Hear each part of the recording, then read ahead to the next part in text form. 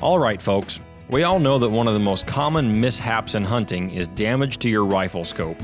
Last year, I found the solution to that problem with the Stealthy Hunter rifle cover. It wraps around your scope and actions securely to protect it from getting knocked off of zero or even severely damaged. Stealthy Hunter also has a glassing pad and a wide variety of supplements for the outdoorsman, such as protein powder, CBD products, turmeric, and gut health supplements. They also make a lightweight trauma kit weighing in at just 14 ounces that includes everything you need and nothing you don't for all of your backcountry medical emergencies. To shop all of their equipment and supplements, go to StealthyHunter.com and enter the discount code at checkout, The Northern Hunter, to save on your order today. All Stealthy Hunter equipment is proudly made in the USA.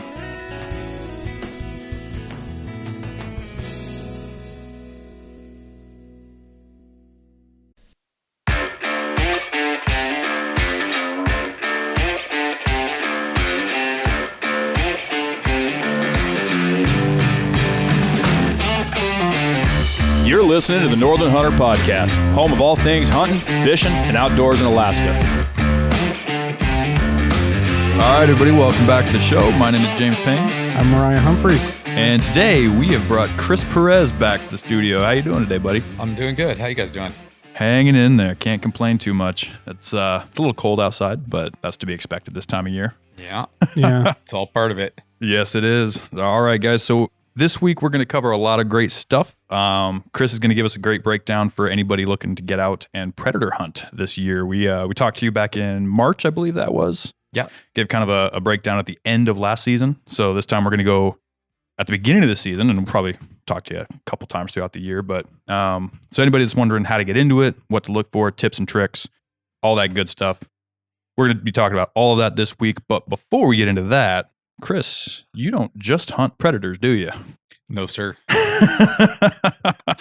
You know, of a lot of my buddies, if anybody lives the Alaskan outdoor life, you're definitely on the top of one of those lists. You're every time I talk to you, you're out doing something. So I kind of want to just talk to you about a recap of your season, how it's been since March, since we talked to you last, what you've been up to, and then we'll get into all the predator hunting goodness. Guys, if you like what we're doing here and you want to support us, the easiest way to do that is to obviously like and share the show on whatever platform you're listening to it on. Subscribe to it. If you know anybody that could use the information we talk about here, send it to them over the social media, or there's a big share button on pretty much any platform. If you go to the website, thenorthernhunter.com, we've got a contact button there. You can write us directly if you have any questions. And we also have merch and a great partners page where companies have partnered with the show to help us grow, kind of maintain, keep doing what we're doing. And if you go either into the show notes of this show or go to the partners page on the website, you'll find all the links for our great sponsors and the discount codes that go with each one. They make great products, great things, and they really help us out a lot when you guys do that. We appreciate everybody that does. So Chris, how's your season been so far? How would you say your summer is? A lot has unfolded since the last time I was here. All right. So it's been good. Been very good from what I've heard. So, so shortly after we talked to you last time, bear season opened up. Yeah. About a month after we talked to you last time. And from the way I hear it, you got into some bears. So talk to us a little bit about that. Well, I usually run my regular old baits. Mm-hmm. And Dalton, he was talking a little bit. He was doing a little chatting about our season, and him and I had set up a bait. Mm-hmm. And that was a lot of fun. That was the first bait I got into before I set the rest of my stuff up. Yeah, because you guys had to set that one up early, right? We because he was getting ready to leave for guidance season, and so we wanted to. And we had a really late breakup this year. We had a very late breakup. Yeah, there was a lot of snow left. We complained a lot about that on the podcast. I think we did. Yeah. So what did you guys snowshoe all your stuff listening to you guys complain here on the podcast while I'm driving up there? Yeah, tell me about it. Exactly. So you guys were snowshoeing in and all that jazz? Yeah, we found a spot and snowshoed in and got set up, and I was actually kind of hoping that the weather was going to be a little, it was going to be a little more spring-like, but I ended up Dalton ended up bailing, and I ended up contending with that snow for a little bit longer. Yeah, no, it hung out till like mid-May. Yeah, it was crazy. It was brutal, and getting in there, it was interesting. Yeah. How did that affect for your normal baits? You said you've got several of your own. How did that late spring affect your arrival date? I should say that when. Like, did they show up later than normal? Yeah, it seemed to be that way on all the baits. And I got that I got another buddy that I bait with consistently, and a good buddy of mine, and they're all pretty well spread apart. Yeah, and that seemed to be the general situation throughout the state. It sort of the interior anyway. You're right. Yeah, we kind of experienced that same thing. But but when the snow did go away, they were hungry. They were starting to move. Yeah, it was a lot better this year than it was last year. I feel like it seemed like they kind of got back on schedule a little bit. Everyone was kind of. Was it last year that everyone was kind of having a real? Last year was because we had the rain the winter before, and and that a lot of people had the theory that there were bears that like frozen their dens basically from the rain. That's I've heard that, and a lot of people said it was a very slow year. I had a very slow year that year too. We ended up connecting, but it was just they didn't show up for a long time compared to normal. This year, I mean, heck, 4 days in, as soon as the snow went away and you were able to go set up, I mean, we got hit in like 4 days, I think. So yeah. But everybody on the show's heard my stories. So, did you? Did you? You had some success, right? Yeah, it was pretty. It was a really productive baiting season. Yeah, it was good. We had some late hits on that bait just because of the weather, and it was a little colder, a little later where we were. Right. And another thing we contended with is we came in, we found this really nice spot set up, and nice field of view, good clear shot, set bait up, set tree stands up. All right, cool. And so Dalton split, and I'm like, okay, this is cool. We got all the rough stuff out of the way. And so it starts really warming up, right? And like at a pretty good pace. Yeah. And I go in there one day, and I've got like a 12-foot thicket between me and the stands and the bait, and I'm like, oh man. It was all just laying down under the snow. And I mean, everything just stood up, just a giant like shrub wall. And I haven't really baited anything like that geographically, where you kind of contend with that kind of stuff. But, right. It was wild. So there was a lot of lane cutting, and it definitely the work seemed to start at that point. Yeah. And then it was just hard to keep scent on everything, because you got that, cold is not great for scent dispersion. Right. Yeah.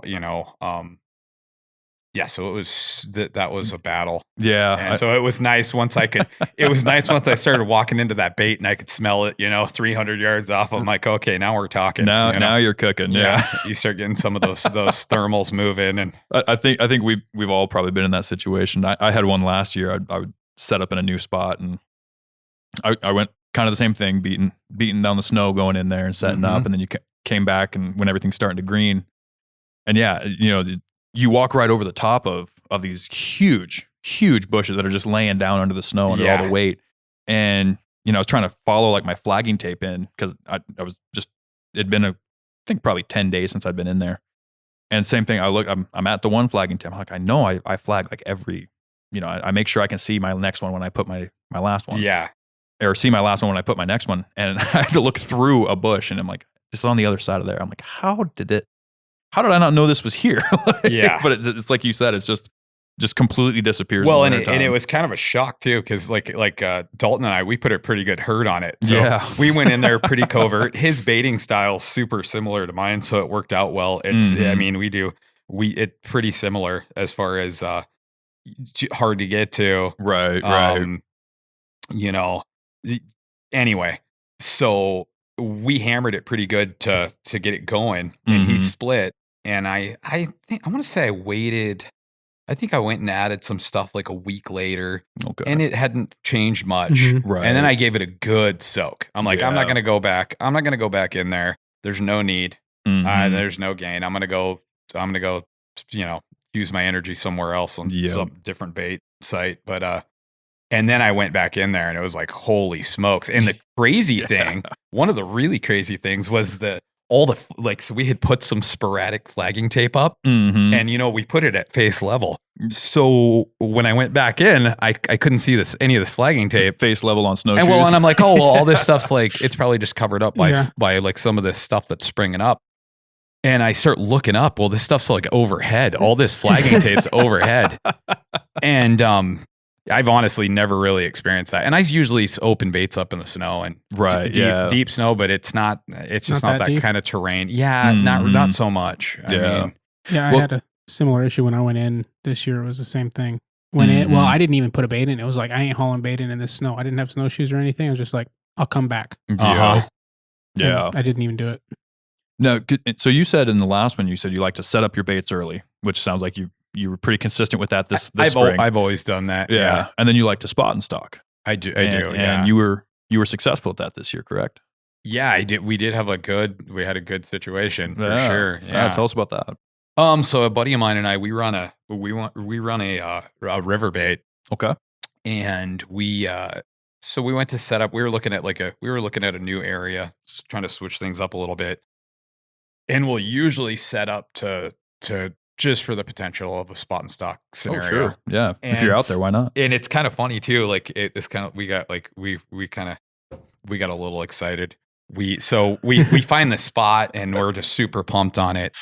And we're like, okay, this is where we're going to set up. And my buddy that I bait with, he's like, man, he goes, this has all the good stuff here. And so we start hauling gear in and I look across the river on one of my laps back to the boat, and I look up, and there's this bear up there on this hillside, and I'm going to say he's probably about 1.5 miles away. Mm-hmm. And I mentioned it to my buddy. He's like, yeah, I seen him and this and that. And he doesn't get as excited as I do.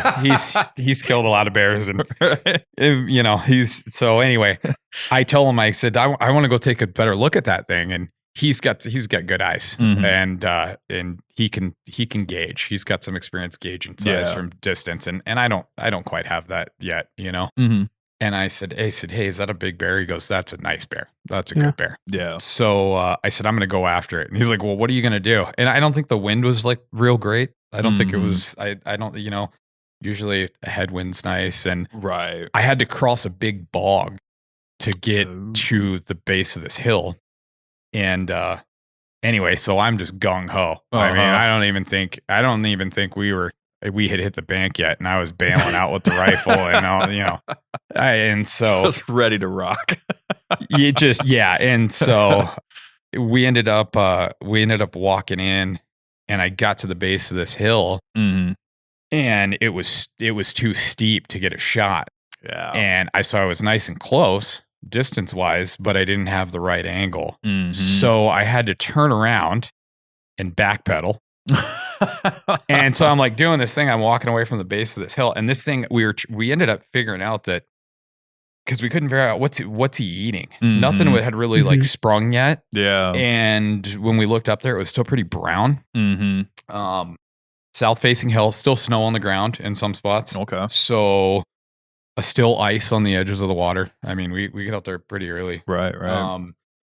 And what we ended up finding out is that he was eating some cranberries. Oh, that froze over. Yep. Yeah. And he was full of those. Nice.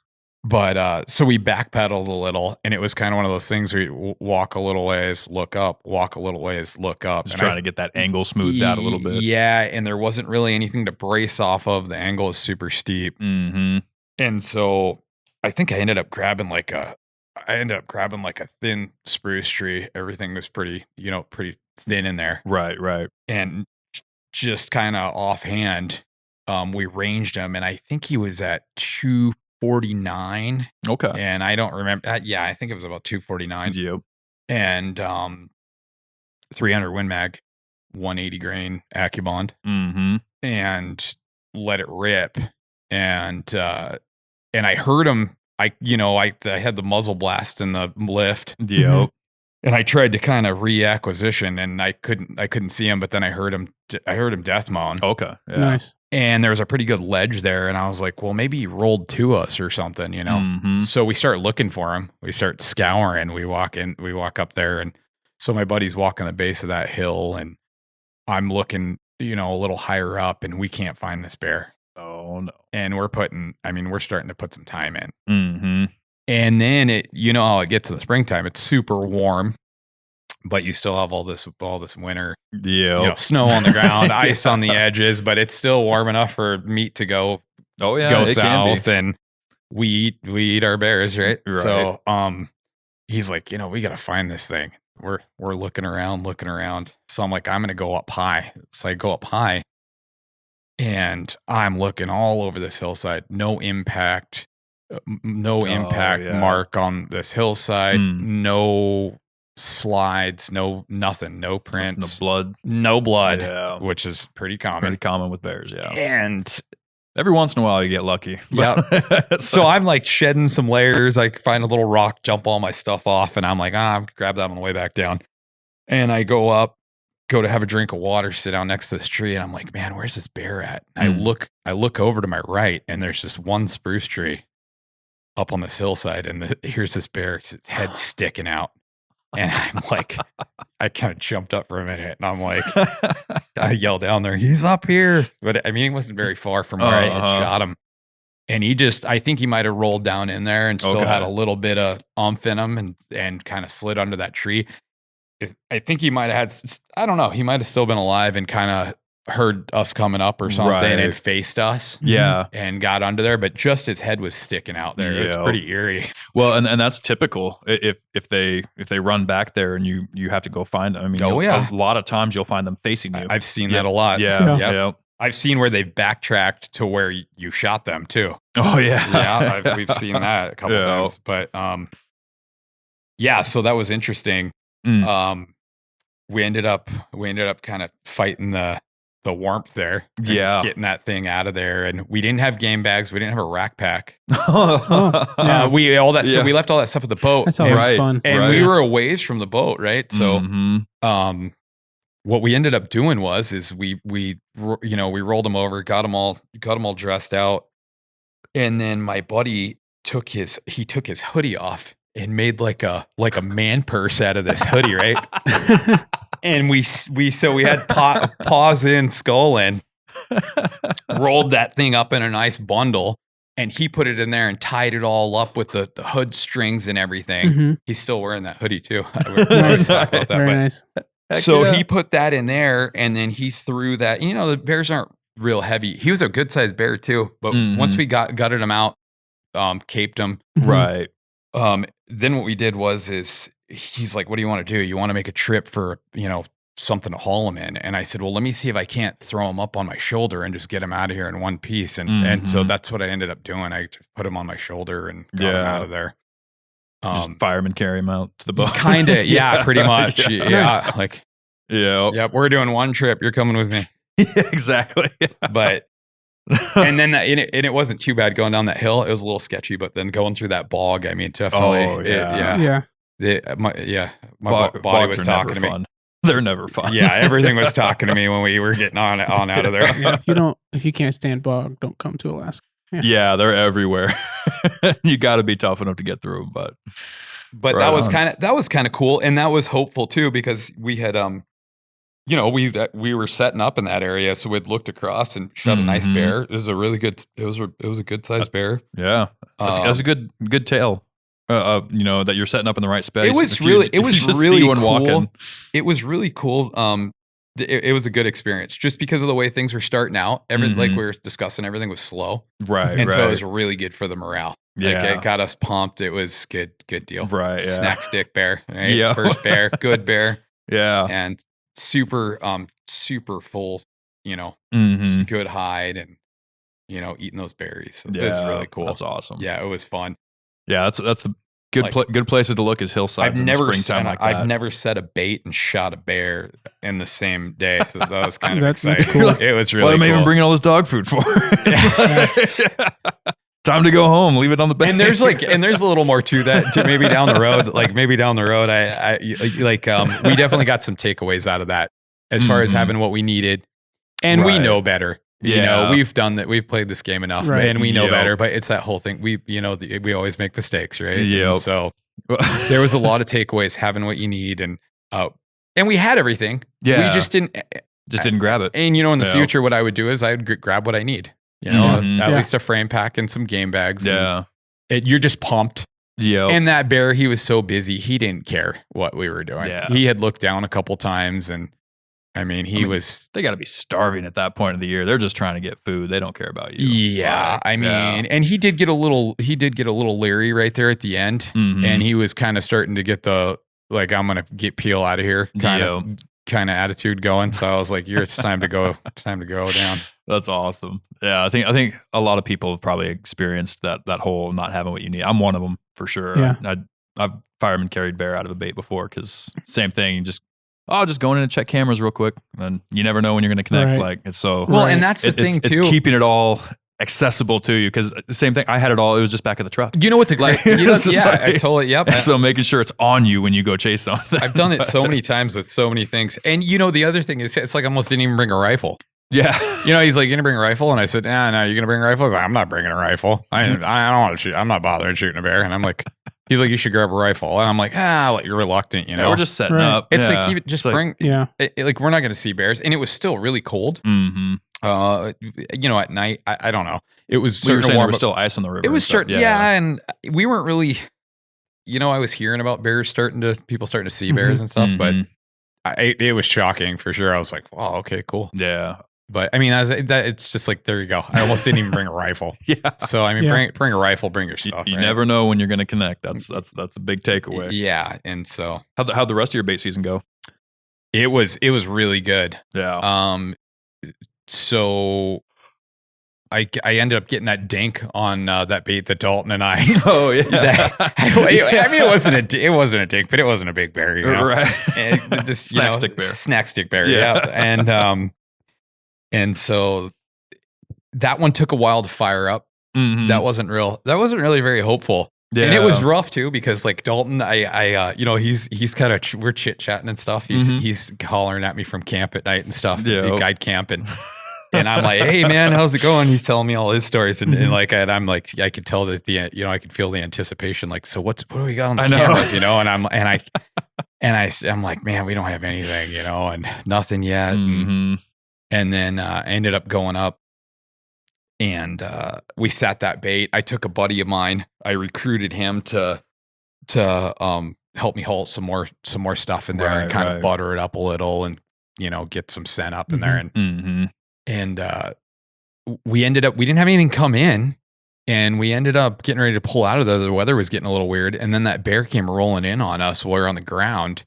And I'm like, "Oh, it's just going to come to the bait." But it started looking suspect. Oh, yeah. And it was kind of like, and giving I'm like, the eyeballs. Yeah. And I'm like, "Man, it's always you small bears. It's never, It's the little adolescents. They don't know better yet." Yeah. And this thing just had that attitude. I had seen it on the cameras and stuff. It had been hanging out, and it was going through bait pretty good. And so I asked my buddy, I'm like, "Can we get some snack sticks?" And he goes, "Yeah, send it." And so I think we were like 15 feet from this thing, and I dumped it. And easy pack out, right? Yeah. And then the other thing too, I'm like, I don't have Dalton here to help me haul bait. We're just gonna keep feeding this thing, right? Right. Get this thing out of here. And they can be, they can be deterrents too on they baits. can. Those little bears, I mean, they put up a fight. They, so I mean, they can be bad for business. Oh yeah. So yeah. Let's take a quick break real quick. All right, folks. We all know that one of the most common mishaps in hunting is damage to your rifle scope. Last year, I found the solution to that problem with the Stealthy Hunter rifle cover. It wraps around your scope and actions securely to protect it from getting knocked off of zero or even severely damaged. Stealthy Hunter also has a glassing pad and a wide variety of supplements for the outdoorsman, such as protein powder, CBD products, turmeric, and gut health supplements. They also make a lightweight trauma kit weighing in at just 14 ounces that includes everything you need and nothing you don't for all of your backcountry medical emergencies. To shop all of their equipment and supplements, go to stealthyhunter.com and enter the discount code at checkout, The Northern Hunter, to save on your order today. All Stealthy Hunter equipment is proudly made in the USA.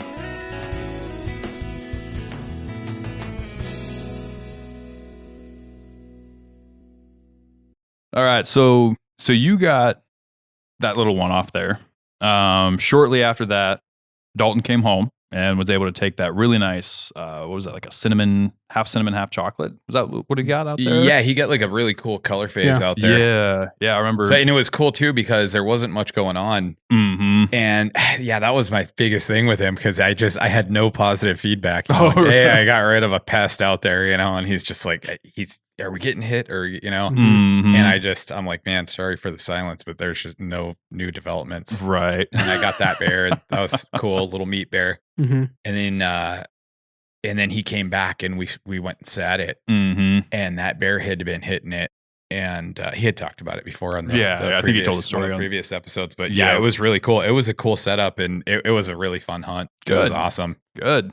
Really good bear. Mm-hmm. Awesome looking bear. Yeah, that was a pretty one for sure. Yeah, it was cool.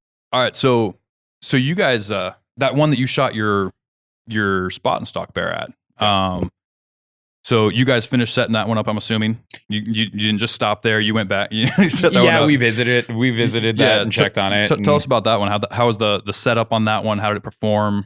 All that stuff. We hadn't really ran that spot, and Mhm. it was a little tough getting in there. Yeah, as it should be. Yep. And so we didn't. We tried to go travel lightweight on that one. Yeah. So we didn't bring tree stands in or Okay. any of that. And Yeah. what we did was we just went on a ground blind, no barrel, no tree Okay. stands. So you just set up cribbing for the bait. We set and a everything. good like strong backer up, good crib. Yep. And then we kind of started to do the ground blind setup, and that kind of fell short too. We just ended up putting lawn chairs in there. Oh, really? And, yeah, and enough space to put our snacks and stuff Yeah. in the middle of us. And, There you go. And it was pretty tight in there. So How was your ground blind? Did you just lay logs on top of each Yeah, other? Or did we you bring like took- an official like tarp? Or we what'd you took some do? baling wire and just that's kind of generally what we'll do. Okay, Took a yeah. little baling wire and just as needed, kind of Mhm. tethered stuff together and cut Mhm. some stuff down. And I think probably about 2.5 feet up, we stopped. Mm. And Just enough to cover your knees. it was pretty basically. open, and then like the back was a little more closed, the back and the sides, but Okay, the front yeah. end was pretty exposed, and it was a short distance to the bait. Yeah. What would you say, like 15 yards, 20 yards? Well, yeah, we didn't really 25. scope it out real Right. well. So what we did was we did this really like elaborate backing, right, and then dumped all our bait on the ground, and then we turned around and looked, and we're like, man, we're not very far away from. But and so my buddy Carl, he's like, yeah, let's just send it, man. And I'm like, man, I said, this is really up close and personal. And he goes, yeah. He goes, if it's gonna happen, it's sure gonna happen. He goes, Right. you just, he's like, you got to have your head on a swivel in here. So It's a big boy bait. it was, and I see a lot of guys set baits like that, but it's a little different when you do it yourself. Right. And and they come in, you never know where they're going to come in from, Mhm. and they'll cross water behind you and come in. And Oh, yeah. it's exciting. The ground blind thing is really, it's a little unnerving, but it's also really exciting. Yeah. It's Yeah. a different take on things. Yep. I had one bait this year. The bears didn't hit till really late. Mm-hmm. I hunted it for like 2 or 3 days. So I did the same thing. I just grabbed a lawn chair, ran in there with that. I didn't even bother setting up hardly any brush. There was like a log, and there was a bunch of like high grown grass and weeds in between me and the bait. So I just Yeah. kind of sat partway behind a tree where I could still shoot, and then I could just stick my head around to look both ways. I didn't have anything Mhm. behind me or around me. It was just chair was the same color as the grass, like. There you go. And I just, got my snacks all set up. Honestly, it was really nice. Way nice. So Yeah. much nicer like in a tree stand where you're limited on movement and stuff. I mean, I could. I Just got to get that comfort was- king, man. part of me is like, Those are really cool. That's what Dalton and I Yeah, ran. yeah, And I I've turned never run around one with before, them. but they Yeah. were nice. my dad ran a couple of those Millenniums or whatever they are this Yeah. year. They're about twice the Comfort King price or more. Mhm. Oh my goodness. Yeah. Those, Those are, ones are nice too. Those are sweet. Huge seat. Yep. And Rifle rest and all they that. have a piece you mount to the tree first that the tree stand slips onto. Oh, I love that. So you can go up there, mount that, then carry the tree stand up and slip it on instead of wrestling with the tree stand and the strap at the same time. I had to make one of those myself Yeah. for the Comfort King because that makes it so much easier. It I like mean- trying to hold it up, like setting one of those Right. one person. It's a nightmare. I mean, what did the But Comfort King cost? Though? Like $130? $130, something like that. Yeah. Those Millenniums are like $300. Whoo, buddy. I mean, hopefully they're comfortable. My dad goes, you know what? I'm getting old. I want to be comfortable, and I've got the money. I can afford it. So there he you ordered 2 of go. them. You've earned it. I never used one of those Comfort Kings till Dalton. Yeah. And I set them. Well, yeah, we ended up setting a couple up, and they were super Mhm. cool. Yeah, they're super nice stands. But Yeah. so did you guys have good success out there? Good good numbers put up? We did. Yeah. So a buddy of mine that just started baiting with us. Mm-hmm. It was his first year. We had a bear start coming in, hitting. Oh, nice. And it took a while. Like we were talking, it was a slow season. Mm-hmm. And we ended up letting him go ahead and take a bear. Oh, awesome. Which was really cool. Yeah. That's almost more exciting than shooting bears yourself. Oh, Sometimes yeah. Seeing new people succeed, and and he was excited. I think I was more excited than he was. Yeah. But is he experienced in hunting at all, or was this like his first? No, not at all. Really? We kind of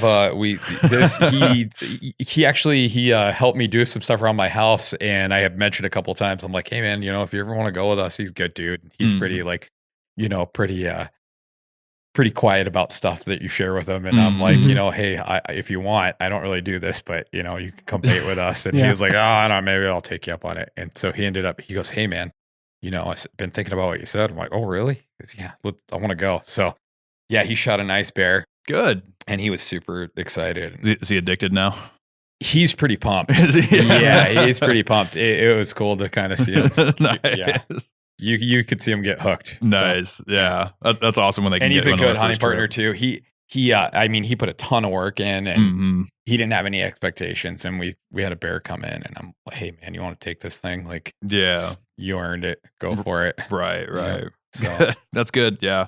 Yeah. It's a whole different thing when they actually put the work in and they go out there and they're really putting the effort forward and learning how to do it. That's the big thing. And I was already being involved in the process, not just show up and shoot something. Well, and he put a lot of hard work in. I mean, he was like, what do we do? What do we got to do? And he cleared a bunch of stuff, and he hauled a bunch of stuff. Awesome. And so I'm like, great. you know what, man, just go for it. Like, yeah. And I was already 2 bears in, and it was going to be pretty hard to beat all that excitement too. Yeah. So whatever.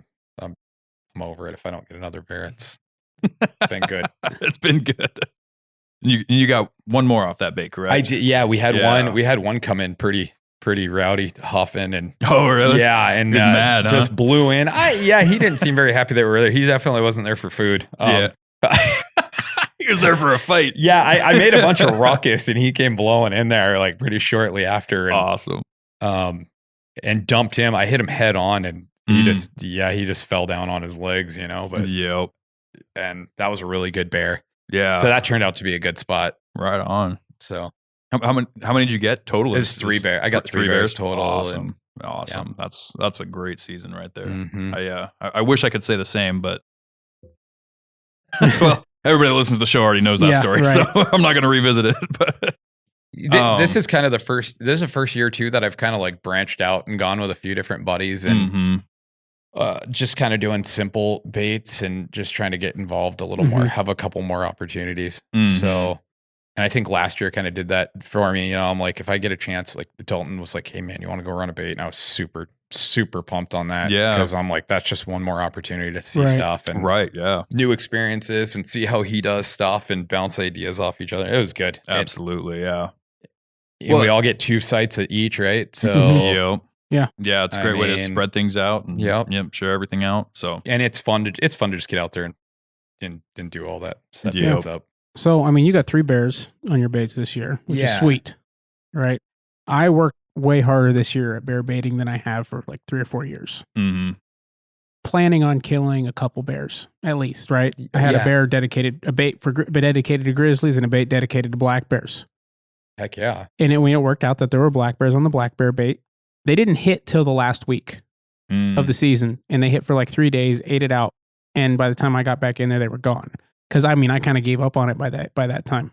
I've had that happen a few times where you just kind of lose hope, and then next thing you know, they're there, memory cards and then they're gone. Right. Yeah. Well, my cameras were giving me a whole bunch of trouble on that bait too. That's a whole nother story. But we had a lot of that this year too, with good stuff too. Yeah.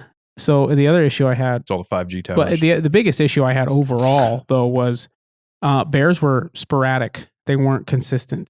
They would come in, they'd eat, they'd leave. There was no Now, you get this in baiting in areas where other baiters may be, which may happen, right? Right. They're running circles. Yeah. But even like, we talked about it all, like I said, we talked about it all on the podcast. So it's nothing really new to the listeners. And you've probably heard about a lot about it too, but just bears being sporadic, showing up for a while, 4 or 5 days in a row. Mm-hmm. And then I'd go hunt it. Almost acting like grizzlies. And then a day or two later, I'd go hunt it. And they didn't show up for 4 or 5 days. Like I hunted in the middle of that time and there was nothing. Yeah. And then at the end of the season, like nothing for the last week and a half. It's so rough. You're so spent by that last week of and I mean, bear I baiting. busted that's physically, emotionally. And that's your week too. Yeah. I mean, what is this? The stats on that? Guys kill most of their bears the last week. Oh yeah, I haven't looked at the stats, that's the hottest time of the season. Yeah, and we had that. Oh wait, too. I had a bait that I had given up on also, and I go back in there. I had like 5 bears in there one time. Wow. And that was, and I wasn't putting any time to that spot. And I'm like, I was so disappointed. I'm like, I can't believe I just kind of gave up on this. Yeah. I mean, I had boars and sows. It was like a bear circus in there, Mm-hmm. Did you kind of experience the same thing as what he's talking about? Like totally. Sporadic? Yeah, absolutely. Yeah. In fact, that night that I shot that third bear, we hadn't had anything on the cameras for like over a week. Really? Wow. And I mean, and that's what I did. I got in there and started breaking brush and banging stuff around. We had a bucket with scent with some nasty boar hanging in it and stuff. And I started banging on that with a stick and I had my buddy with me on that one, the new guy. And he's like, why are you doing all that? We're always quiet. And I said, well, this is like a last ditch effort. And then lo and behold, that bear comes out. Yeah. Right after Wow. Getting territorial and getting protective. Yeah. I mean, he didn't even come. He walked right by the food and came straight to us. So yeah. Well, that's awesome. It's always good to hear about people having great success out there. But an interesting thing you were telling me about, and I'm hoping to get in on this with you here soon. You were talking to me about beaver hunting. Yeah. You got into beaver hunting this year. Yep. And tell us a little bit about that. How that went down. What you were, how you're doing it, and how successful you were at it. There's been some changes to the regs statewide. You guys, I don't know if you have that in front of you. No, I don't right now, but the gist of it is that they opened up for firearms statewide. Yeah, and there still are some restricted areas. Right, yeah. That you got to pay attention to. There was a lot of misunderstanding when the state did that because they loosened up. Before there were certain areas where you could shoot them. There were certain areas you could only trap them. And I think they opened up a lot of those trap-only areas to rifle because beavers have been getting kind of overpopulated. They've been protected for a long time. Yeah. And they can cause a lot of damage. They've been rerouting waterways and things like that. So I think they're trying to kind of take care of that problem right now. But yeah, like you'd mentioned, there's still a lot of restrictions on it. Yeah. And so, I mean, a lot of the state's water, right? So there's a lot of opportunities to go out and shoot beavers. Mm-hmm. You can do it. You can do it by riverboat. You can do it by kayak.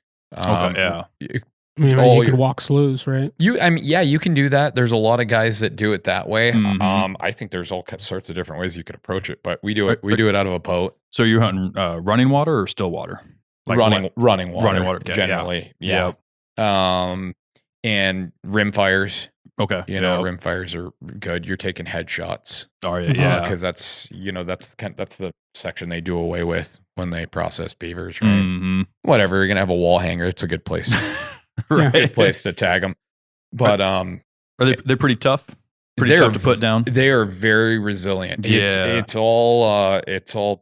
It's think box shots, right? No, you're not hitting vitals on beavers. The funny thing is, my wife and I really like porcupine hunting for small game stuff. I know a lot of people that do. Yeah, and those buggers are tough as they come. I mean, I think we had one this spring that took 4 shots from a 22 mag. Yeah, to put down, and the first 2 were through the boiler room. Yeah, like straight up through the boiler room with VMAXs. No, the thing didn't have lungs yet left. It just refused to go down. Like, they're very tough. Sheer willpower. So beavers are kind of the same way. Beavers are very much the same way. Yeah, I mean, they can soak some serious lead, and you don't really want to shoot them in the vitals anyway, because you're getting in the fur is not very deep. Mm-hmm. It's not a lengthy fur, so that you holes and stuff like that show. Right. And headshots are just good. It's quick, it's ethical. Mm-hmm. And the other thing too is you don't want to get like a bad body shot and then have them submerge, and then you're looking for them. Oh yeah, they sink. Yeah, it's usually when they'll kind of they'll kind of reanimate on you and go to the bottom and stash out. But you head shoot them. Okay. And there's different ways you can go about that. But you retrieving them sometimes. So I know some guys, someone you and I know, that's just a pretty exceptional honor. I know he shoots them and grabs them by the tail and flings them in the boat and just goes on his way. And I mean, they can be pretty nasty when they're dying. Yeah. Oh yeah, I've heard some stories. I mean, even with headshots, I've had a few that have a little left in them. So I mean, So what do you guys do when they sink? So what you do is you run a net. Okay. Yeah. And you net them up like a salmon dip net kind of thing? Or that's a good that? net. Yeah. Something with like a flat base, like a flat bottom on it, so that you can kind of comb the bottom. And you usually, the last place you saw them go down, you almost always recover them. Okay. Yeah. Yeah. That'd be an interesting one. I've seen people use like treble hooks and weight them down a little bit and just kind of drag the bottom too. I've seen people do that. I don't know if I would like doing that. It sounds like a really good way to get snagged up on just about everything. It sounds like you'd be doing more debris fishing than beaver retrieving. Right. But I have heard of people doing that. I think nets sound like a much better way. It is. You get, and then you don't use like your gill net style nets. You use like your mesh nets. Yep. Something that's a little more durable, because you're going to get that thing hung up. You're going to be sticking in the water. If you're after it, you're going to be using that net. Mm-hmm. And so sometimes you'll pull them up. They'll still have a little gas left in them. A little like a rimfire pistol, 22. Mm-hmm. It's a good way to absolutely finish them off. Mm-hmm. What time of year are you normally focusing on those? Like is that just an after bear bait season kind of thing, or? So shooting them, you really want to get after them right as the ice is coming off. Okay. And that's what kind of can be a little trying. Right. Yeah. And it doesn't last real long either. Right. It's pretty quick, and you'll see that quality kind of rather quickly. So right when that ice starts going off and you can access them, So early spring. Yeah. Well, early. I guess And obviously, depending on where you're going, you're going to have that water's going to start, that ice is going to start breaking up different times. But absolutely. We'll get out there and there's still ice floating by us in the boat. Mm-hmm. That's the best way to do it. Yeah. Yeah. And those beaver carcasses are good for next year's bear baits too. Well, yeah. And that's the other thing too. Well, and you got enough time to get them kind of dingy even at that time of year to use them for your current baits that you're kind of sprucing up. So yeah, take them out there, get them on a tree somewhere. Lots of bait swimming around out there. Oh yeah. Well, and it's a great use for it too. I mean, once you get the hide off of them and everything like that. I mean, I'd be interested to try one for eating. See what they're pretty good. Like, I've tried it, and it's I don't think I would make an attempt at it personally. I don't have the culinary skills, but I've had it prepared, and it's been really good. Nice. Well, I'm hoping to try that soon. Yeah, I was going to say the same thing. I was going to ask if you tried any. How'd you cook it? I didn't cook it. Someone prepared it. And okay. It was good. I definitely wouldn't attempt cooking it. And the other thing I will say this is, now that I've handled a bunch of beaver, I ate this like my pre-bear baiting days. I tried beaver and tried beaver meat, and I don't know that I would revisit that. Really? No, I mean, because they're they have a pretty strong smell to them. Yeah, they do. I think once you make that association, it's kind of like, I smelt too many rotten beavers in 5-gallon buckets at bait stations that I don't think There's just no going back. Yeah, that's not something I want to revisit. It was good before I knew better. Do you try to harvest castor for making your own trapping bait? Yeah, so that's kind of the cool thing about it. So you get your castor out of it, so you can dry your castors out, and then you've got your carcasses for baiting. Right. And then you get good fur out of it too. Yeah. And it's I don't think beavers are going for much. few It bucks. fluctuates so much, but yeah, I think recently, they're not going for and a ton. and that's not really like why I do anything anyway. I do all that Right. stuff for myself. So wall hangers and Mm-hmm. give them away to family and people that get excited about that kind of stuff. Yep. That's where a lot of my stuff goes. Absolutely. Yeah. Well, let's take one more quick break, Mo, and then we'll carry on. All right, folks. We all know that one of the most common mishaps in hunting is damage to your rifle scope. Last year, I found the solution to that problem with the Stealthy Hunter rifle cover. It wraps around your scope and actions securely to protect it from getting knocked off of zero or even severely damaged. Stealthy Hunter also has a glassing pad and a wide variety of supplements for the outdoorsman, such as protein powder, CBD products, turmeric, and gut health supplements. They also make a lightweight trauma kit weighing in at just 14 ounces that includes everything you need and nothing you don't for all of your backcountry medical emergencies. To shop all of their equipment and supplements, go to StealthyHunter.com and enter the discount code at checkout, The Northern Hunter, to save on your order today. All Stealthy Hunter equipment is proudly made in the USA.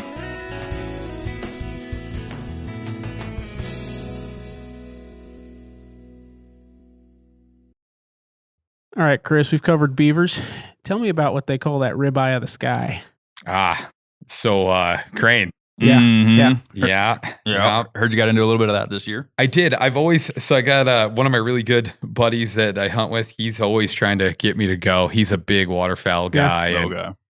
I've never had any interest in hunting waterfowl. And every September, he kind of disappears for a little bit on me. And I'm like, yeah, whatever. Right. Moose season's here.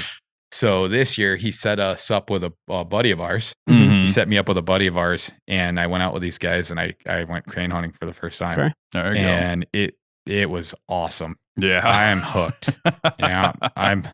It was, the whole thing was awesome. They taste great. They're fun to shoot. It's just a good time. Yeah, I know it was kind of funny because I was over at your house one day and we were talking about it, and you were like, man, I never really wanted to get into this, but now all of a sudden I got this bug. Like I really want to try and get it done. Like just get after it. And I think I think it was like a week later. You're like, hey bro, you want to try some cranes? I got more than I can handle here. Well, good job, buddy. Good job. I might have to get in on this next year. Yeah. They don't hang out very long. So opener is kind of right at the tail end. Mm-hmm. So it's funny because I guess you start paying attention to what's around you when you start developing interest, right? Like you drive to work, you see fox and stuff, and start paying attention to eyes and all this stuff, all this down in the ditch and stuff. And what's that? So I tell my wife, I'm like, I think I want to go crane hunting, and she's used to me always like coming up with these ideas. I'm like, but I don't have any shells. I need to go get some good shells. So I'm asking all our buddies, and of course I wait till the last minute. Right. Yeah. Nothing exists in Fairbanks. Oh no. And everybody told me, all my buddies, they told me, get your shells, or they're buying, we'll be getting ready to go like bear hunt or something and stop in somewhere, and they're picking up bird shells and you should grab some of these and whatever. So last minute, like the day before opener, I'm running to every store trying to find shells, and just cranes are just swarming Fairbanks, right? Right. Like, and I'm getting really pumped on this because I'm a little more aware of it, right? And we're over at Sportsman's Warehouse, and I'm like, I mean, you could have shot your limit in the parking lot, Right? and so I ended up finding like one box of shells, but So what kind of shells were they recommending?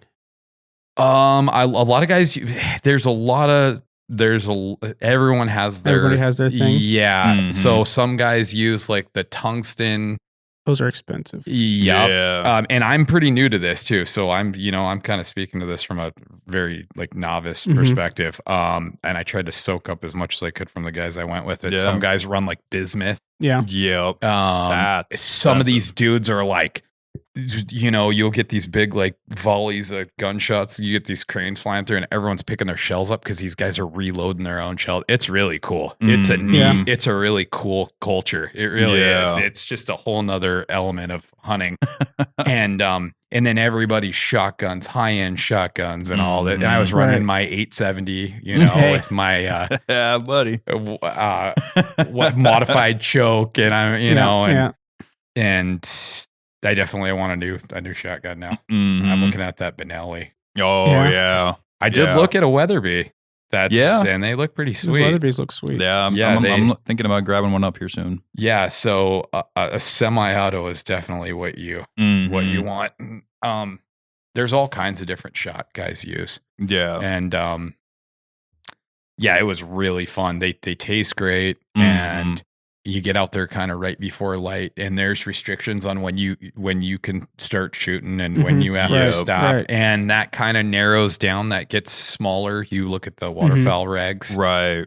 And that was kind of interesting. It kind of gets everybody hyped up, and there was times where we limited out like within the last 5 minutes. Wow. Where you're just like skunked, and last 5 minutes you get, Yeah. So it was really cool. It was a great experience. Well, and Mo and I figured that out when we were down. We got into some duck hunting down in Southeast, and the shooting light limitations is really it's interesting, especially for I don't know how it would be in the lower 48 if maybe it just makes a little more sense down there, but for up here, we were every day you're in the book. Every day you're trying to see when you're allowed to shoot, and by the day it changes. Yeah, exactly. It changes by the day, and so I don't know if there's like a limit that they go out with and figure out exactly how far before actual sunset needs to be. But like, we're sitting out there and we hit our time limit for the evening, and it's still plenty bright enough. Like to us, like if I was moose hunting, I'd still be shooting. Right. Well, and I think it might be kind of engineered that way, because what I did notice is, the closer to like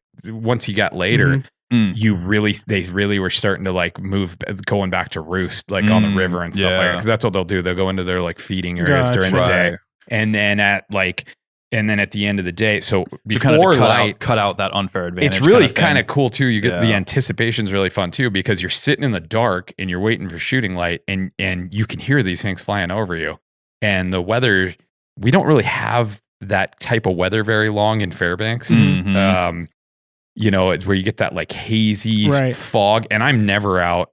Yeah, I'm never out in like the low land like that, like in the So that was really exciting. You get that anticipation. You can hear them flying over, and they chatter, and it's really cool. Right. Yeah. And then it gets light, and then at the end of the day, when it comes to closing light, you notice that it kind of starts picking up. And I don't know if it's kind of set up to give them a chance to kind of, so you're not just tagging every bird out of the sky. But the other thing him and I were thinking was just for identification. Just because it's still bright enough that you could see a duck and shoot a duck and feel just fine about it and do it accurately. But can you identify that duck in the lower lights? Yeah. And so for duck, that's kind of what we figured out. And I'm sure there's waterfowl hunters that are listening to this right now, like, oh, geez, can't believe these guys. We don't know what we're talking about. Yeah, and so, but we were kind of in the same boat. And I mean, like waterfowl that's moose season. Like, it reminds me of like archery. It's so fascinating, and there's so many elements to it. It was just a really neat thing to be a part of, and it's something that I'm definitely hooked on. It's something I'm definitely going to learn about. And some of these guys, I mean, some of these shots that these guys take, and there's all this. It's funny too, because when you're in groups, there's like different terminology, like sky busting and stuff like this, right? And it's like, say all three of us are sitting there, right, and we're waiting for a flock to fly in, and like Mo takes a crank at like 120 yards for a shot, right? What are you doing, Mo? Or whatever. Right. And so it's like everybody, where you let them get close enough that everybody has an opportunity. Yeah. And it's cool. You work in a group, and it's really fun. It's a blast. Why'd you single me out on that one? I mean, come on. I could use myself. And the best part was, I've never really I've predator hunted with a shotgun and played around. I've shot some ptarmigan in the past with a shotgun, and I am not good with a shotgun, right? And I was getting like jams, and I didn't have that thing lubricated properly, and and then these guys carry like, they'll carry lube and stuff, and everyone's spraying their stuff down, and like in between in between, all these volleys. Guys are like doing maintenance, field maintenance on the fly. It's really exciting. It was cool. What so did you find any bismuth in town? No, I didn't find anything. I mean, it was. You could tell what the good ammo was by all the empty slots on the shelves. Right. I just mean, did you see it where it would have normally been available? No, because I've looked for bismuth in town. I haven't been able to find it because it seems like it'd be it's in between like the steel versus to the tungsten in price. Like right. Steel's obviously the most economical. I was shooting like the Migra stuff. Yeah. And that stuff flew really well for steel. Mm-hmm. I talked to a few guys, like some guides and stuff that recommend that and prefer that in steel. But I was looking for the bismuth, which is federal. I was running some steel T-shot. Okay. And I'm not any expert in like different shot size and any of that, but I was having a heck of a time. And I ended up running I had a buddy of mine give me a handful of some stuff, and he's like, dude, put that stuff away. And then I really started connecting. And then he ended up throwing me a good pocket of that stuff and enough to carry me through the next few days. And it was really fun. And a lot of guys will I know like in the interior here, like up where we're at, the seasons, it's literally a day to 2 days. Yeah. And then those things are off and they're heading down south, right? And they make a couple stops. There's I'm not going to mention a bunch of stuff here. Right. But they make some stops where they'll hang out a little longer and they're actually in Fairbanks for quite a while. But they're just not open, right? So, but have you cooked some up? I haven't. No, we kind of dressed everything out, and then you and I went moose hunting. There's been a lot of stuff going on, but I've had some, and I have a buddy that guides cranes, and that's kind of a funny one too. He gave us some, and it's delicious, and so that's kind of got my gears turning. And I always have so much stuff going on. I got so many irons in the fire that I'm like, I'm never going to get into this, but I'm hooked now. I mean, that's the problem I have as well. I know my wife, after you had given us those couple, she made up some crane and wild rice. Oh my goodness. Like a soup kind of thing. And oh man, it was good. It was so really good. Is good. Like, and I'm amazed at the amount of meat you get off those birds is phenomenal. Oh, it's unreal. It's amazing. I've never seen anything like that. I mean, it's kind of like, it's really worth it. Yeah. I mean, it's actually, and it's cool too. What was I going to say? Oh shoot. I don't know. I was going to I thought about something, well, anyhow. I was going to mention because Mo and I, when we were down there, I mean, we shot a bunch of different types of ducks, and it was really cool because where we were at, there was a plethora of different. Oh, you different guys kinds. shot some waterfowl. Last winter. Oh, cool. And my favorite by far was the golden eyes. Oh, those were amazing. They were so good, and it was funny comparing like the last time I shot waterfowl, and we're dressing out these golden eyes and whatnot. The size of the breast compared to a crane, I mean, it's just not even. Well, and the goldeneye are a big duck. They're a decent sized duck. The Barrow's goldeneye are on the larger size of the ducks. Yeah, right. Yeah, but it's definitely something that's piqued my interest as well. And I ended up that's something else that I thought was really neat about it. So that's what I was going to say before is poultry. You have to cook it to a certain temp, and you want to avoid a lot of things, right? Well, with like crane, you can eat it rare. Oh, really? Yep. And that's kind of one of the tricks to it is you don't want to overcook it. Yeah. And then I ended up getting a goose too, like the second. Nice. It was like the first or second day, and those you can cook pretty rare too, which is and not get sick, and it's just a whole nother world. It's really cool. That's good to know. It's something that it's. And Carl, I ended up telling. He's like, "How'd you like it?" And I was like, "Man, I'm so hooked." And he's like, "Man, I've been trying to tell you for so long." And he's like, "Dang it," And that's what's cool too. This time of year, moose hunting's over, right? Yeah. But you can get out there and you can still hunt waterfowl. And right. Yeah, I've been meaning to do that, and I just haven't. It was kind of like it was in my head as kind of plan for this fall. Yeah. And honestly, I've hardly even thought about it, which I need to go. I should just go do it. But real life happens, and then all of a sudden it's. Well, I don't have. If I went after say ducks, right? I don't have a boat to haul out there with me to skin. I don't have a dog. I don't have a way to get the ducks out of the water. Right. Yeah. Well, and that was the other thing too. So it's like some of these dogs that these guys got, I mean, they are unbelievable. I mean, these dogs are, yeah, it's crazy. And you kind of envision this stuff like to me, not knowing about this is like, oh, you're going to be over water and this and that. But these things are going down on like alders and like willows, and these dogs, the way they work, it's unreal to watch these dogs, and they're super disciplined, and it's cool. It's the whole thing is an experience. It's great. I mean, you'll shoot like so, and it's funny too. These guys I was with, I drop a crane, and then I'm trying to watch where it went, and they're like, "Hey, Chris, don't worry about that. Shoot." And I'm like, okay. And it was so hard for me to let go of that and just keep, because they're like, the dogs will get the birds, man. And so, and it's funny too, because I actually, these guys ended up getting wrapped up, and I'm like, I got an angle on this. I'm going to go do this by myself. So I went out one day solo, and I'm like, these dogs have been finding all these birds for me. I don't have a dog with me. And I'm like, this is going to be, interesting if I start connecting here. And I got to go track these things down. Yeah. And that's something to consider too. Yeah, definitely. There's a lot to it. It's cool. It sounds like a lot of fun. And I've always kind of looked at it. I see these guys, they're all like hooked on it, and I've just never really understood it. I get it now. Yeah. It is cool. There you go. There's a lot of geese down in Southeast, and I was talking to some of the guys that from down there, and on how to get them, because we couldn't get close to them. They are like, yeah, they're smart, because we're deer hunting during the day, right? So it's like we're waiting till the last part of it. We don't have but the last 30 minutes usually that we were hunting, right? Right. With the daylight regulations. Right. Yeah. So we're trying to like jump out on the beach and sneak up, hoping they take off and range, right?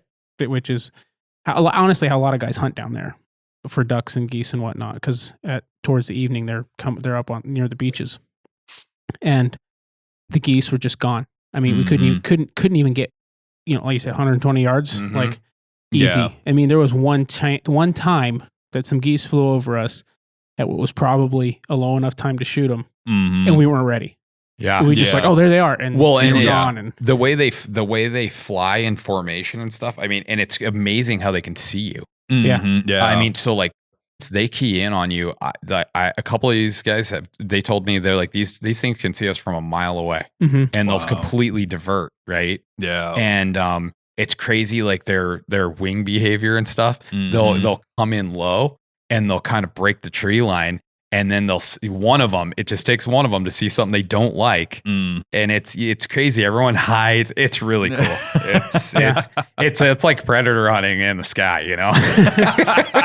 and I suck at it, so I'm like glued. I'm like, I'm gonna figure this out. Yeah. There you go. Cool. I threw a lot more steel than I got birds. That's for sure.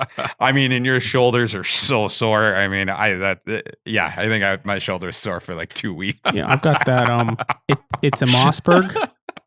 It's a Mossberg Ultimag is what they call it, and it's 28-inch barrel, full choke with and it's ported. It's a pump, but the thing's so sweet to shoot. It's got a double bead system. It's like I like your. It's shotgun. like a $500 or $600 shotgun. Yeah, but like for a budget shotgun that works, I had zero jams, zero issues with it. Yeah, in the salt water and everything. Granted, I took it apart every night and cleaned it out because the salt water and everything is just a blued gun, but.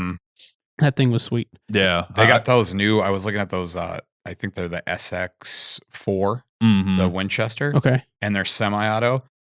Kind of entry-level price, I guess, maybe, but really, really quality shotgun. Yeah. Super reliable. And I saw it. That was kind of a neat thing, too, is get to see how everybody's gear functioned. Like, real-life scenarios. And you're getting a lot of stuff in those guns, and it's like bolt actions. It's everything else. They prefer certain pressures and this and that. And so, these guys probably had it dialed in. Well, it's funny. I saw a lot of equipment malfunctions. Oh, really? And so it kind of, you look at some, you're like, well, I'm not buying that shotgun. And then, or right. I wasn't thinking about that one, but that guy hasn't had any malfunctions past 3 days. So it's.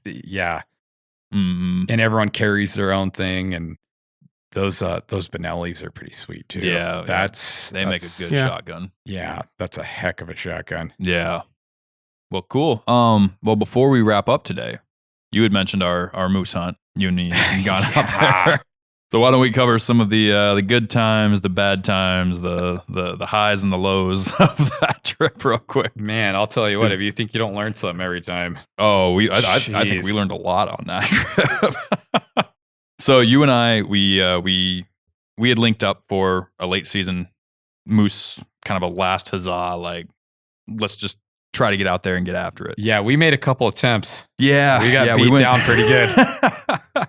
Yeah, we checked a couple spots out. I know we had tried for one weekend to get an extended hunt out and got, out where we thought we'd be alone, and half of Fairbanks was there. So that's kind of becoming a little bit more common. It's a little harder to find those far out spots, those areas that are kind of left alone. And that's a big reason, like on this show here, we don't really talk about specific locations because it is getting harder. There's a lot more people out here. We'll give you the densities are less. Densities are lower. The moose have been hurt in the last several years. So we'll give you all the information we can, but people are definitely putting forth more effort than they have in the past. Yeah. I mean, a lot of people are spending more money. They're getting out further. They're buying crazier equipment. Yeah. Well, and I heard the success rates for moose around town was like barely in the double digits of percents. Yeah, it was like 11%, 12% success. My success rate was 0. Right. Well, and so you and I went out for one weekend, ran into half of Fairbanks, and in a spot that was should not have had that. I mean, even we actually ran into the troopers who were out there, and the guy said, he goes, "I've never seen it like this before." Yep. And he goes, "Usually there's 5 guys here, right? The same guys I've been seeing every year." And he goes, and you, I mean, and we were there to replace one of them. Yeah, and even if we.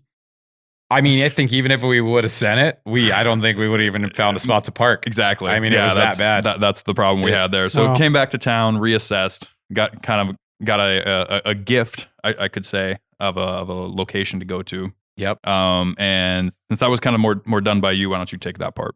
So I had. So you were more the organizational. Well, so in a kind of a mutual friend of ours. Mm-hmm. As through another buddy of mine had run into him in Fred Meyer or something, and he's like, Chris hasn't got a moose yet, and him and James been getting after it. Yep. So he gave us a little lead. He's like, I got a moose chained to a tree for you guys. But and so he kind of set us up on a lot happened. He set us up on a spot that is kind of a regular spot for him, and they had connected, and he had other plans, so he didn't end up taking a moose off of his regular family spot that he goes to regularly, and so he ended up giving me an okay, and I asked him if I could bring you along with me, and he was cool with that. And so he kind of gave us the layout. So he has a canoe that he stashes in a certain area, and it's quite a ways out. And we ended up working our way out there, and there's a spot to camp and the whole little setup. Well, so you and I ended up getting out there right at nightfall. Leaving late, getting off work. Heading out, trying to getting out there at last light. Yep. And so we had a pin. She dropped us a pin, and we kind of established where we were gonna land. So we get to that spot there, and there's a boat parked there. Yep. And and the most heartbreaking part is it's a there's not a ton of visibility long distance wise when you're getting into that area. And so you just come around the corner of this area that you think is just this totally remote, totally unknown, totally left to be spot, and you see a boat right there, where you're parking. And then to add to that, we take the friendly approach with all our fellow hunters. So we park on the opposite side of this creek because these guys are in our spot. Yep. And they're also in our canoe that we've been loaned. Yep. Wow. Yeah. And they were some old school guys. Some yeah. I don't know if you want to lead off that, but yeah, no, it's something we've touched on the show before. You know, I mean, we've talked at length about, you know, respect for you know, people who are already there. Mhm. You know, and people who are, if you walk into a spot and you realize there's somebody hunting that meadow, then, you know, just kind of have the respect for them, have the respect for the area and the animals and everything. yeah. and it's all public land too. It's not like we own that spot or But- you know any of that. But another aspect of that is having respect for established areas. Yeah. You know, and I run into this a lot when I am scouting a new area, especially let's say I'm trying to find somewhere closer to town, where I don't have, maybe I can go there on a weeknight after work and just go hunt. And I'm trying to get away from other people and find spots that they're not going to. And I might, you know, whether it's wheeler in or walk in or whatever it is, stumble upon a camp. If it looks established and well used, chances are that's somebody's spot. Mhm. Yep. The same rules apply. They might not be personally there at that moment, but that's their spot. That's where they're coming to. You know, they're going to show up at some point. Right. The potential's there. The potential's there, and it's very the other likely. thing, if you're gonna take the risk of utilizing that spot, you need to. I mean, I would unpack lightly so that you could pack back up in a Right, jet, right. right? Like, well, and some of it too. I mean, like you said, it's all public land, and like so. If you, let's say it's a big area, and these people have a camp set up on one side of this big area, and you want to go to the far other side. You know, let's say there's like multiple lakes that are spread out and lengthwise. sure. And they're set up on, let's say, the far right lake, and there's 3 lakes, and you want to set up on that far left lake. Yeah. Mhm. There's a little bit of separation there. Everybody needs to learn. Obviously, Most of the time, we are I'm sharing not the gonna, land. Most of the time, I'm not going to set up on a spot. Well, like and if you're that. looking for good hunting areas, you're not going to. But Yeah. I'm saying if you are going to do that, I mean, adding some layers of separation there is preferable. sure. But if somebody has like an established camp, you know, they got the fire pit there, they got all this stuff, like not setting up right on their old tent stakes it is probably a really good Right. idea. Right. And having respect for people that have established Let alone areas for their families, for their groups, their Exactly. everything. It's just kind of a general respect. Mhm. I mean, it is all public land. Technically, there's no rule saying you can't do it. It's more of just a general guideline. It's an etiquette thing. And especially if they have equipment out there. Yeah. You know, equipment that is stashed per se, Yeah. Right. is not for public use. We'll just say No. that. Now, there is a rule in Alaska, a general rule of thumb, which is if you're in a survival situation Use and, it out. and somebody has, let's say, a canoe, and you need to just get out of wherever you're at, and you need to Right. float down whatever waterway you're on, sure, use the canoe to survive. If it's going to save your life, use it. If you're out in a snowstorm and you run across somebody's trapping cabin Mhm. and it's unoccupied, sure, go in there, get the stove warmed up, get yourself warm so you're not going to freeze to death. Leave a note if you can, or Leave a note. Let's get together in town, and I'll replenish what I used out here. Chop some firewood before Yeah. you leave, and leave it the way as close to the way you found it as you can. Or better. Those are better. Yeah. Those are acceptable uses of publicly stashed items. Sure. But in this case, we rolled up and somebody was, in the campsite using a stashed piece of gear that didn't belong to them. Yep. Accessing an area and that they were aware was Mhm. somebody else's area. It was a very odd situation to run into, especially for people who seemed to know better. I'll just say that. Yeah. But anyway, yeah. So you carry on how that transaction went. I would say they dealt with it pretty well. They did. They're yeah. probably also going to hear this. They might. Who knows? And I appreciate the way that they dealt with it. They did. They did. Yeah. They wrapped up. They got Mhm. what they needed to get. Yeah. And it was a good. It was a situation. respectful encounter. I'll say yes, that. it Yeah. was. And It was. I'm not trying to talk down on Mhm. them by any stretch. I'm just saying as a general rule for anybody listening. But yeah, go ahead. They were a little reluctant initially. Initially, yeah. Yeah, But and I think they figured it out. I think yeah. the thing that was kind of rough too, and also in a situation like that, right? We got a pin. Mhm. We were kind of running on low light. Mhm. It's time to park. And then you and I had to set a tent up in a unestablished area, which is whatever. We're big kids, right? Yeah. So, but it was a pain. We beached on a less than desirable spot, and I mean whatever. Yeah. But the interaction did go respectfully. It did. And as we said, and we talked about this with other encounters on the show, like, have respect for people when you're out there. Like don't go in there guns a-blazing. Don't be trying to throw fists first go around. No, you don't want to give respect to people. But and so it did go very respectfully. And we were able to get out there the next day. And utilize this spot that we were kind of gifted to the best of our abilities. Yep. So, it's interesting you say that. Bring that up. I didn't know that part of that story. That you went in there and found somebody in your spot. Yeah, I know you told me it was an interesting trip. That's what I'd heard. Oh, it gets better. Does it? Better, okay. Yeah. Well, on the topic of on the ethics of that, I've come. My dad's moose spot, right? He goes in and sets it up weeks ahead of time so that there's no question, right? Yeah. You don't come in and somebody's occupying it.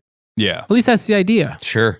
But we've come in 100 yards from our main camp. Like we've got a tent, cabin, multiple tents, cabin. We'll even set up because you can't really see it. So we'll set up a tent like where we sit to hunt just so somebody doesn't come. Right, exactly. Yeah. And we've come up there and they're like, well, the tent looked empty, so we just set up right next to it.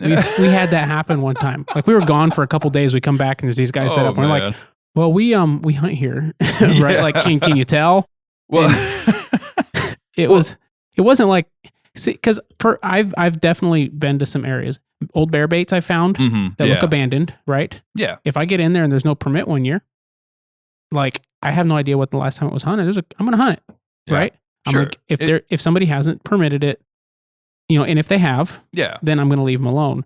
If I find a moose camp somewhere and it looks really established, to me, that's an indication this must be a good area. Yeah. There's one moose camp in here.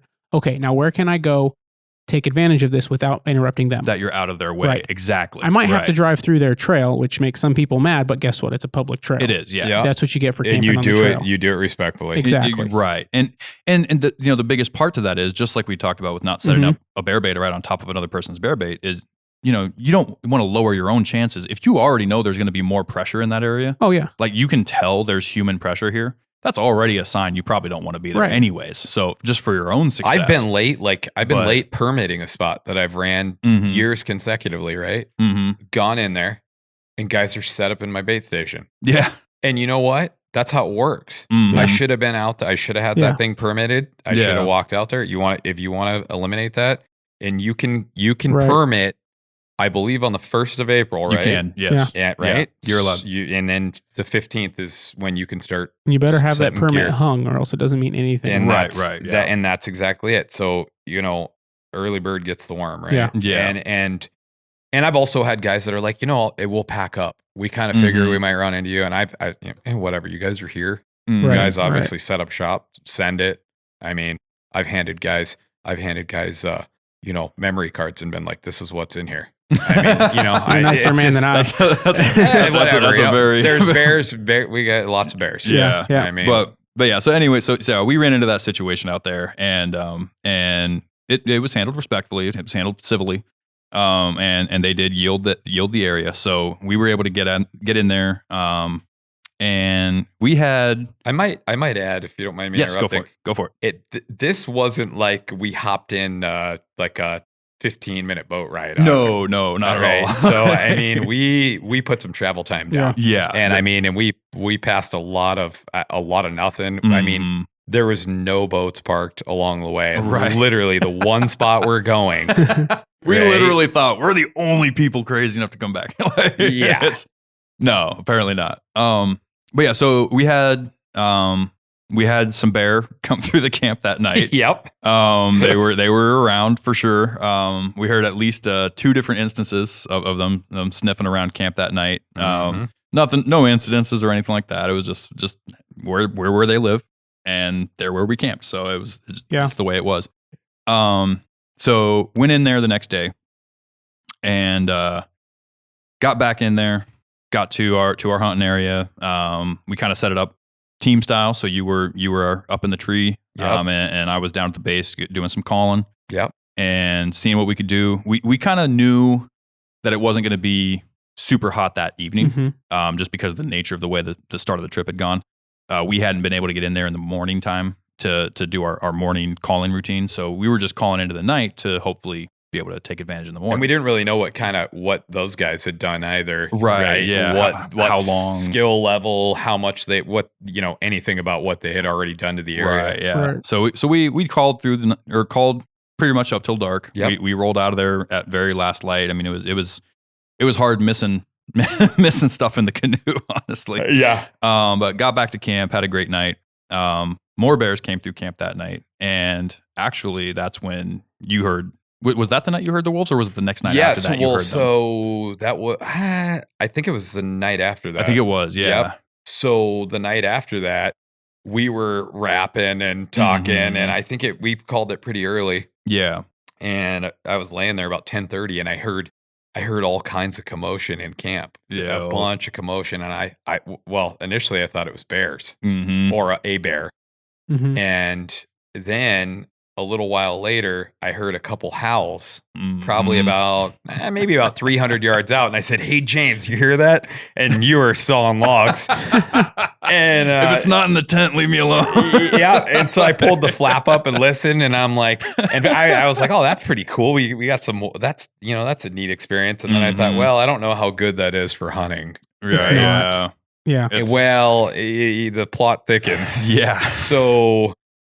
So about 1 a.m., I get woken up again by big time howling. Mm-hmm. And again, I'm like, "Hey, James," and you were out, and I wasn't going to wake you up, and wasn't going to wake you up for that. But I'm like, and it sounded. I kind of wish you had, but I also appreciate that you well, you got let me another. sleep. You got a good dose of it the following, Yeah, So I anyway, did. 3 hours later, you got a good dose of it.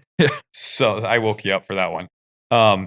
So I heard that going on back where we had been calling, Right, and hunting, and I kind of knew right away. And I'm not a good moose hunter by any means, but I knew right away that wasn't good for business. No, it's not. And then I'm pretty good at pinpointing things, and my ears are pretty good, and I'm like, those wolves are right where we were at. Right. And We literally called in a pack of wolves. yes, yeah. And so clock goes off early. It's still dark. Mm-hmm. And I'm getting ready before you. Mm-hmm. And those wolves just light up out there. And it was a big pack of wolves. Yeah. And it went on and on and on. And right away I looked at James and I was like, "Hey, man." And he goes, "Yeah, I hear it." Yeah. And I said, "What do you think?" And he goes, "That's not good." And I'm like, "Man, we have literally had every odds stacked against us." Well, and here's the other odd factor there is it was fogged like crazy that the morning. fog The was- fog was so thick. Was it cold? It was cold, yeah. Well, Yeah, that's it was good. And so It was 20-foot visibility. Yeah. Literally. So we made the decision. We he's looking at me. He's like, "What do you think?" I'm like, "It's not good, man. They're right where we're hunting. Like, Yeah, I they're mean- in that meadow." And so it's like, what do we do? Like, we're just gonna keep hunting. Like, we got to go check it out. We Right. got to at least investigate, right? You're not gonna just give up. Well, So, and then the crazy thing is too, after we got up and got ready to roll out, we start walking around and there's wolf tracks literally right in our camp. I mean, you Nice. could see where they came through and dug and marked Yeah, everything up. all and, up on the banks. Yeah, and- walked right yeah. by the boat. Mm-hmm. I mean, Mhm. I'm super I think you brave. heard one on the boat at one point. Yeah, didn't I you? thought I heard. I mean, they definitely were not scared of us Yeah. or concerned about scent or any of that because, I mean, they walked within 15 feet of us, Yeah, probably. absolutely. 15 feet of the tent and a whole pack had Yeah. gone up that bank. But Yeah. and so- then just followed that shoreline right into that spot. Yep. So we loaded up that morning, got geared up. We went back in, super, Black Ops style. We were just trying to be as sneaky as we could.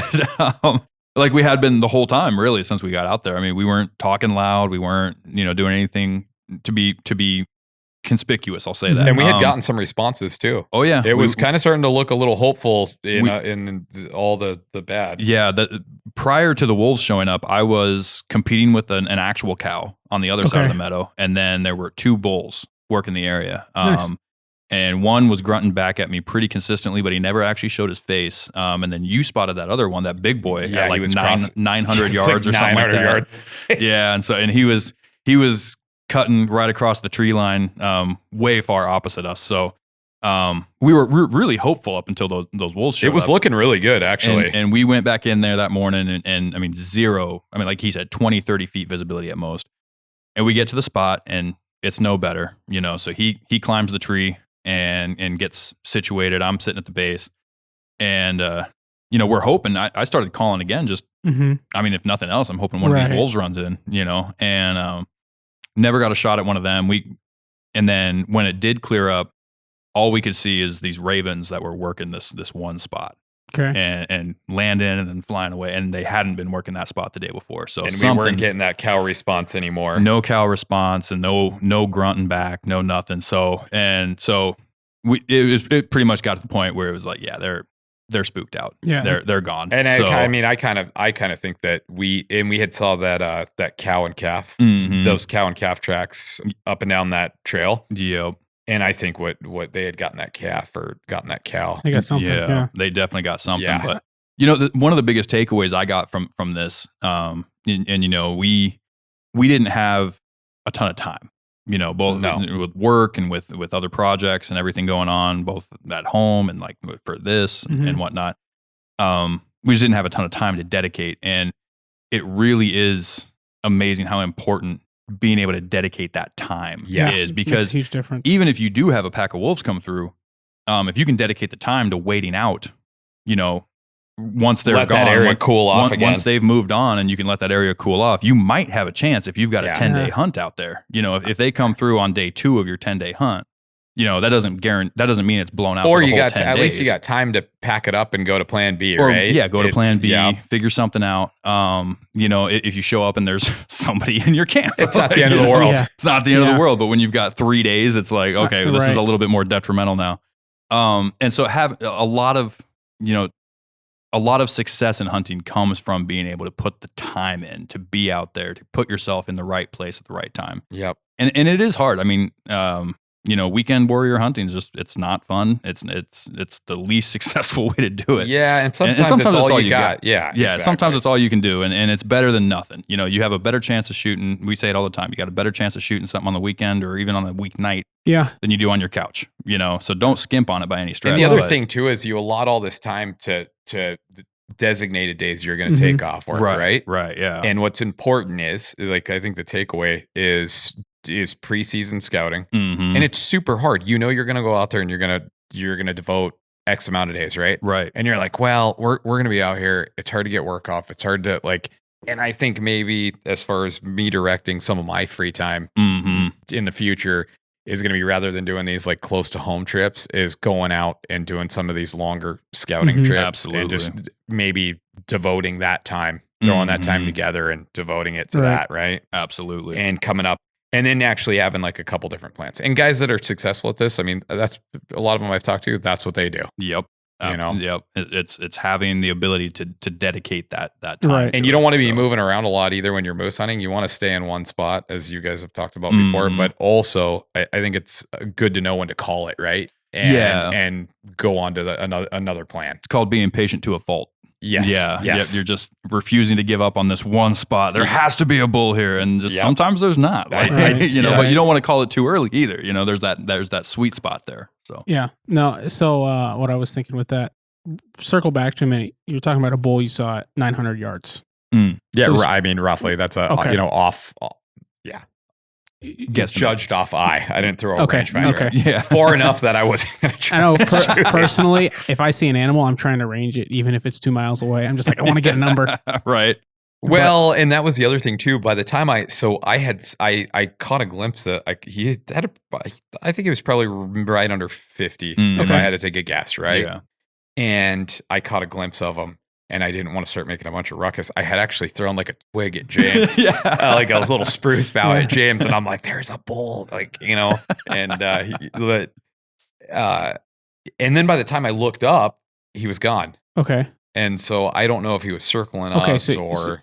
So you only saw him for a second. And that was a day prior to the wolves. the wolf Yeah. visit. Mhm. Yeah. So I've got quite a bit of experience hunting moose with wolves in the area. Mm-hmm. And so were you guys like in a valley? What kind of describe the kind of area you're in? Were you a lot It of was like boggy, lake, swampy? Yeah. It was kind of swampy, yeah, but it was big, wide open meadow. Wide open meadow, but like alder along the edges and Willows, willows, lots of and, food and lots of very moosey country for sure, and very browsed on stuff. Not elevated, not elevation. Like that, okay, yeah. so I would think it probably something I would think of as like a semi-tight moose area, lots of meadow area to hunt, but it's not tight like around Fairbank. Right, yeah. But it's a little more open, but it's not open like getting into the alpine stuff. No, not that or open. subalpine, right? Not that open at all. So I've experienced wolves and moose and pretty much all of it. Mm-hmm. Yeah. And if you can shoot a wolf, that will typically make the pack clear out. Right. Yeah. That's what we were hoping that morning. Yeah. And if you don't, sometimes just because they move off doesn't mean the moose come back right away. They're skittish. Right. Well, that's that right. whole time element Yeah. too. Yeah. Yeah. And, I mean, there was one year I shot a wolf like the second day of the season, and then day or two later, moose down. Like, yeah. I didn't shoot the moose. Somebody else in the hunting party did. That's one problem with hunting with a big group. Like, it's never your shot, Like, hey, as long as you're sharing me, that's what's important. Right, yeah. right. But and I did get the wolf, so I can't be too upset about that, right? But that was so. Actually, I'm going to talk about that for just a minute. Mm-hmm. So I hadn't really gotten into ballistics at that point. I hadn't at all. But Dalton had kind of given me some pointers on bullets, and I had a Redfield scope that had some mil dots in it, and I knew like what range to use the mil dots. And the wolf was quite a ways away from where we were hunting, so we ran down like 200 yards. I was with my dad. He ranges it for me. He goes 300 yards. I'm trying to use one of those sticks, the bipod ones, standing, and I can't. It's like two move. It's like this. I don't like this thing. So I get down at on my knees, and I'm able to use it at that and stabilize enough. It goes 320 yards. So I put the mil dot. We could see the wolf's head. That's all I could see. So I put the mil dot, what I thought was right below the head, and I pulled the trigger. And he goes, of course, I don't have a muzzle brake or anything, so rifle jump, all that. And especially on a Wisdom, they jump high. Anyway, I couldn't see anything. He goes, "Oh man, you nailed him. Like, I saw legs." It's like, sweet. So we run over to it, and of course, it's in the tall grass, so we're like running in circles down there trying to figure out where this thing died. Yeah. And we finally find it, and I had shot it like in the mouth. It through the mouth, like right through the mouth, like hit it in the front teeth, right through the mouth. It was a Barnes that I shot it with, and the jaw broke from the force, the energy. Like the jaw had split from the energy, and it went out. It came out under the spine, right by the spine in the back, like just dead fast. But the reason I wasn't talking about that with it doesn't necessarily fit completely with the story, but I'm intrigued. Yeah, but it was the first wolf I've shot, and but it was the first time I'd shot an animal over 150 yards. Yeah. With some of the right data and information, and knowing what all these things meant and were supposed to be. I didn't understand ballistics. I didn't know what a BC was, right? Right. But ballistic coefficient, I didn't know what that was. Reloading was furthest thing from my mind. Of course, I could find ammo at the time too. But the good old days. Yeah, but I just did what I was told would work.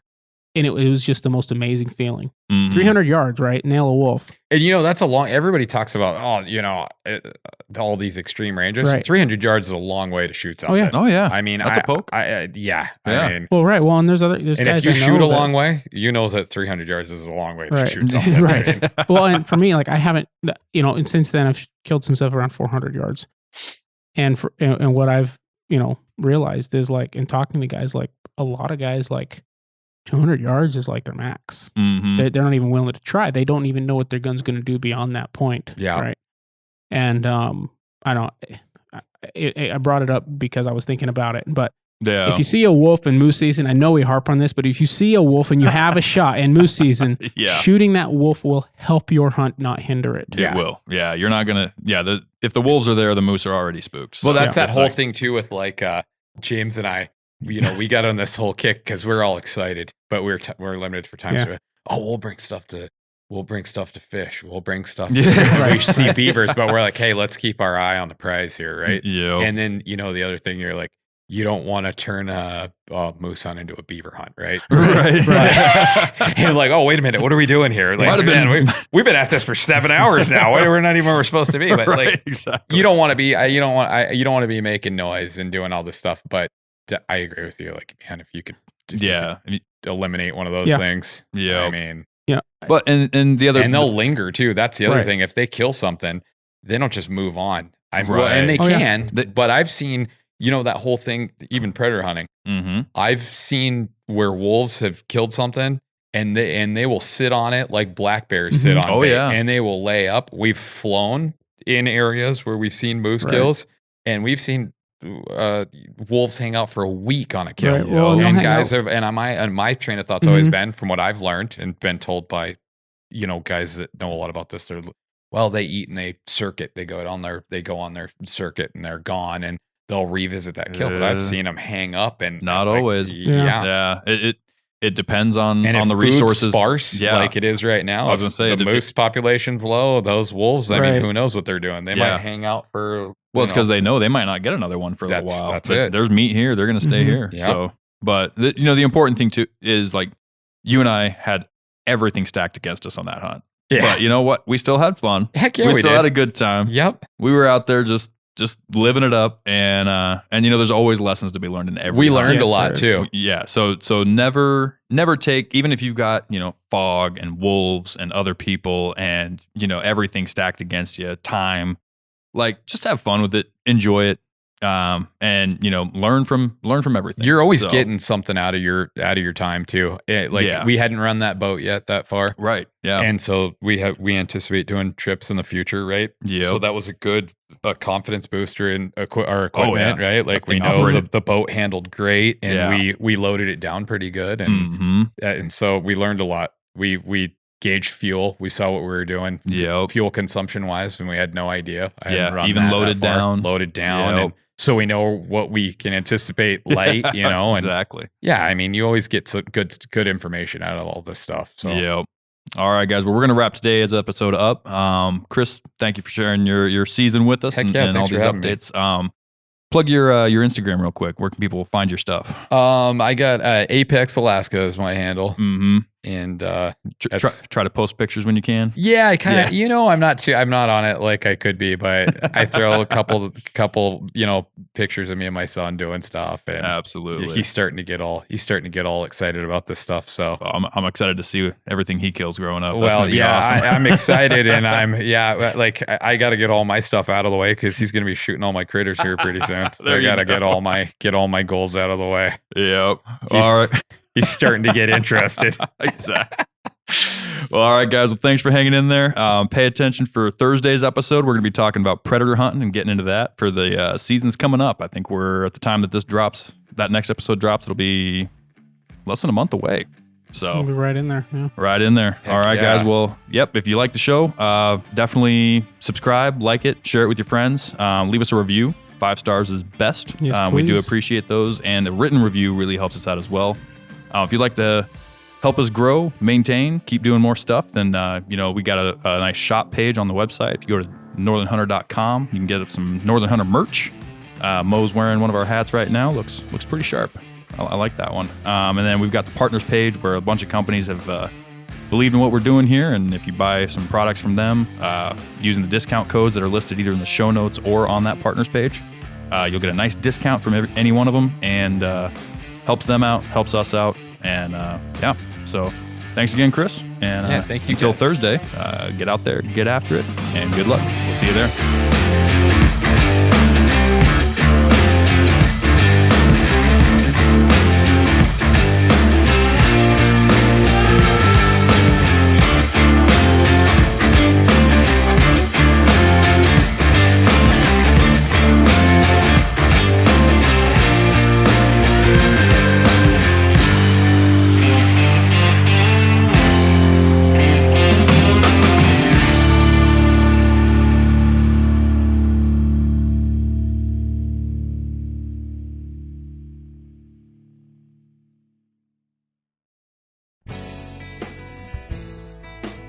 All right, folks. We all know that one of the most common mishaps in hunting is damage to your rifle scope.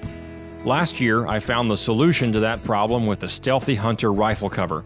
It wraps around your scope and actions securely to protect it from getting knocked off of zero or even severely damaged. Stealthy Hunter also has a glassing pad and a wide variety of supplements for the outdoorsman, such as protein powder, CBD products, turmeric, and gut health supplements. They also make a lightweight trauma kit weighing in at just 14 ounces that includes everything you need and nothing you don't for all of your backcountry medical emergencies. To shop all of their equipment and supplements, go to StealthyHunter.com and enter the discount code at checkout, The Northern Hunter, to save on your order today. All Stealthy Hunter equipment is proudly made in the USA.